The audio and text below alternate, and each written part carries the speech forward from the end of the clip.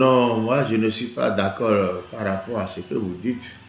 Wadaï, c'est un Béninois, il est libre d'être candidat aux élections présidentielles. Le problème que nous avons par rapport à sa candidature, c'est parce que en 10 ans, il a été le ministre de l'économie et des finances, donc il emporte l'entière responsabilité de cette gouvernance qui nous a accablés, enchaînés durant tout le temps. Donc, nous, au niveau des confédérations syndicales, nous avons besoin de réponses. Comment se fait-il que, ministre de l'économie, en 10 ans, il n'a pas été capable de financer l'organisation d'un seul concours professionnel?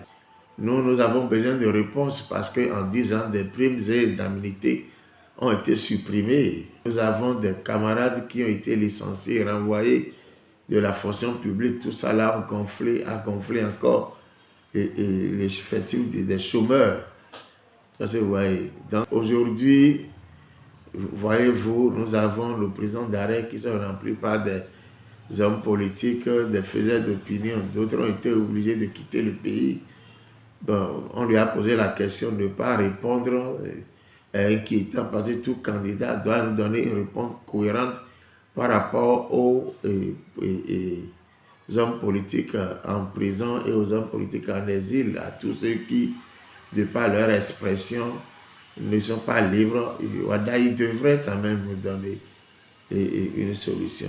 Il y a 3 catégories de Béninois qui soutiennent aujourd'hui le candidat Wadaï. La première catégorie, c'est ceux-là qui ont réussi à se faire une place en 10 ans et qui croient qu'il vaut mieux se battre pour le soutenir pour que dès qu'il sera au pouvoir, on ne les enlève pas. C'est malheureux. La deuxième catégorie, c'est ceux-là qui croient que ils ont tout fait en 10 ans. On n'a pas pensé à eux, donc ils se battent pour dire, ils veulent faire croire à tout le monde que maintenant il est temps qu'on enlève un autre enfant d'un Béninois pour placer un autre enfant de Béninois à leur place. Vous voyez comment le Béninois est cupide et glouton. Et la dernière catégorie, c'est les opposants qui se sont jetés à devenir subitement mouvanciers. C'est la fin. Le président Mathieu Kérékou, paix à son âme, connaît bien les politiciens béninois. Ils sont à la mouvance, ils viennent à la mouvance parce qu'ils ont faim. La politique dangereuse du président de la République, c'est de réserver les recettes de l'État plus aux hommes politiques. C'est pas bon.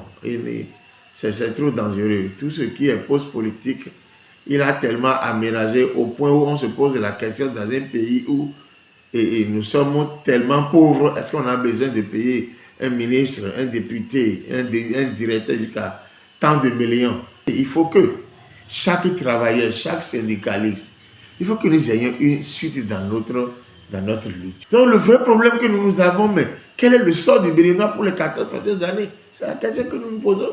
Le travailleur a été broyé, démoli en 10 ans. Maintenant, comment vous voulez encore régler son compte en 14 ans? C'est la question que nous devons nous poser.